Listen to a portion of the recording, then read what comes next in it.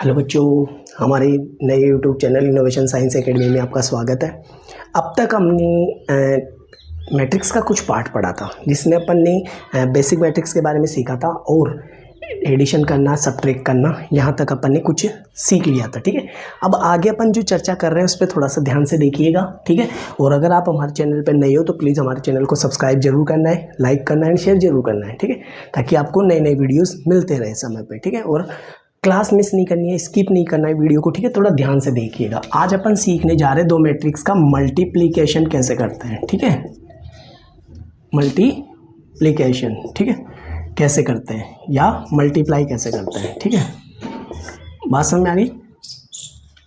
ठीक है, तो देखो यहाँ से क्या ध्यान रखना है कि अपने को दो मैट्रिक्स दे के भेजा है। मान लो एक मैट्रिक्स में आपको एलिमेंट दे दिया 2 5 3 4 या 5 मान लो। ठीक है, और दूसरे मैट्रिक्स में आपको नंबर दे दिया, मान लो 2 3 4 5 2 6। ठीक है, मान लो कोई एलिमेंट मैट्रिक्स दे दी है, एक तो ये दे दी और एक ये दे दी। अब आप इसको देखो, ये तो 2 बाई 2 की है। ये तो मैंने बताया कि जितनी ऐसे रो देखते हैं ऐसे कॉलम देखते हैं, मतलब रो ऐसे देखते हैं, ठीक है, कॉलम खड़ी लाइनों में देखते हैं। ठीक है, और ये कितनी हो गई, रो कितनी है इसके अंदर 2 और कॉलम कितने हैं 3। ठीक है, याद रहेगा। ठीक है, अब क्या ध्यान रखना है कि मैं आपको एक छोटा सा एग्जांपल से समझाता हूँ। मान लो यहाँ पे जो मैट्रिक्स है वो पी क्यू की है, यहाँ पे जो मान लो ऐसे है ना, और ये भी मैट्रिक्स है वो किसकी है, ये m इंटू n की है। ठीक है, बात समझ में आ गई।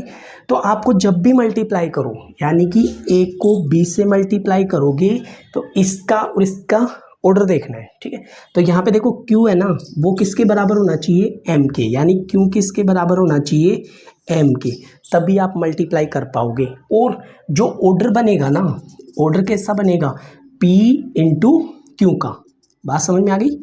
मतलब आपको जब भी मल्टीप्लाई करना है, छोटा सा पॉइंट याद रखना है। क्या याद रखना है कि जो जिससे कर रहे हो, यानी ए को बी से कर रहे हो तो ए का पहले ए को देखोगे फिर बी को देखोगे। अगर बी को ए से कर रहे हो तो पहले बी देखोगे फिर ए देखोगे। लेकिन अपन किससे मल्टीप्लाई कर रहे हैं, ए को बी से कर रहे हैं, यानी कि ए को बी से कर रहे हैं तो देखो बाद वाला यानी कॉलम और इसका रो ये सेम होना चाहिए।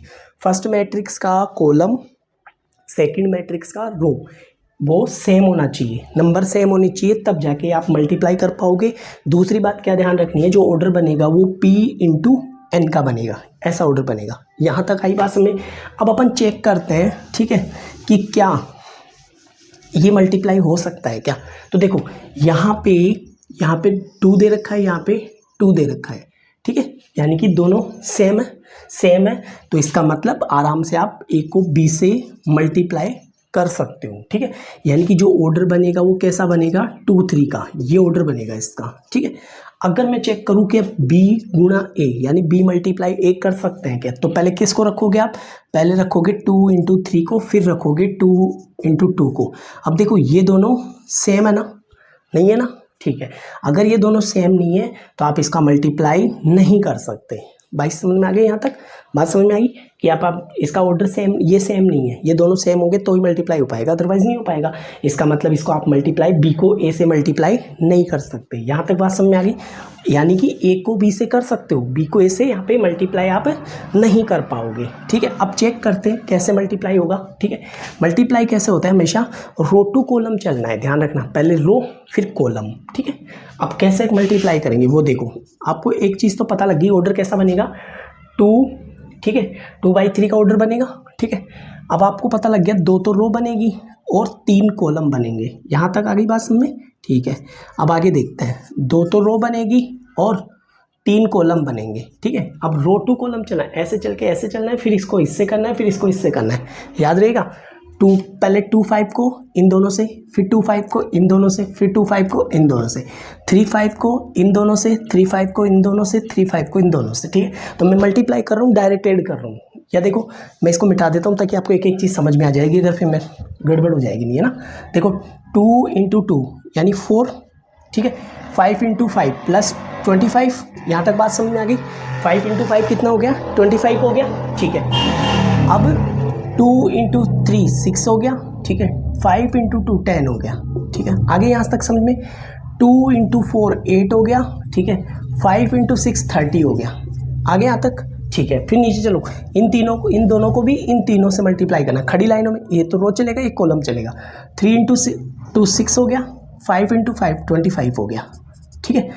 3 इंटू 3 9 हो गया, ठीक है। 5 इंटू 2 10 हो गया, यहाँ तक आ गया। 3 इंटू 4 12 हो गया, ठीक है। 5 इंटू 6 30 हो गया। आगे यहाँ तक बात समझे, यानी तो रो बन गई, 3 कॉलम बन गए, यानी 2 इंटू ये क्या आ गया, इसका ऑर्डर आ गया। चेक करो क्या बना आंसर। इसका आंसर बनेगा वो 29, ये हो गया 31, ठीक है। ये हो गया 16, ये हो गया 19, ये हो गया 38, ठीक है। और ये हो गया 2 और 4 42, ठीक है। ये आ गया 2 इंटू 2, यानी कि अपन ने जब 8 को b से मल्टीप्लाई करा तो अपना आंसर ये आया, ठीक है। आगे बात समझ में आता है, ठीक है। और अगर किसी को स्क्रीनशॉट लेना है तो वो ले सकता है आराम से, ठीक है। आगे और चेक करते हैं, ठीक है। और एक बार और मल्टीप्लाई करके देखते हैं, ठीक है, ताकि आपको मल्टीप्लाई ढंग से समझ में आ जाए। अगर फिर भी कम आता है तो आप वापस वीडियो को देख सकते हो, ठीक है। दोबारा देख लेना, समझ में आ जाएगा। एक मल्टीप्लाई और सिखाता हूँ, ठीक है। जैसे मैंने a का दिया, मान लो, ठीक है, 2 4, ठीक है। और यहाँ पे दे दिया ये b दे दिया, मान लो, ठीक है। इसका ऑर्डर क्या आ गया, इसका ऑर्डर हो गया 2 इंटू 3, ठीक है। और मान लो मैंने ये लिख दिया,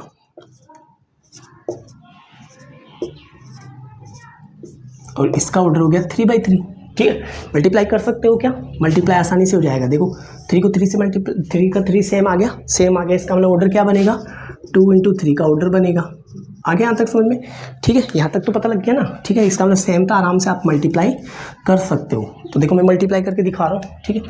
a को b से मल्टीप्लाई करेंगे तो क्या आएगा, ठीक है। ऐसे चलना है, आंसर कैसा बनेगा, 3/3 का बने और 2/3 का बनेगा, ठीक है। तो देखो 3 इंटू 3 9, पहले ऐसे चलना है, फिर ऐसे चलना है, फिर ऐसे, फिर ऐसे, फिर ऐसे, फिर ऐसे, ठीक है। याद रहना है। तो 3 3 9, ठीक है, 9 हो गया। 2 को 4 से 8, ठीक है। और 4 को 1 से 4, यहाँ तक आ गया समझ में, ठीक है। 3 को 4 से 12, ठीक है। 2 को 3 से 6, 4 को 2 से 8, फर्स्ट सेकंड आ गई, ठीक है।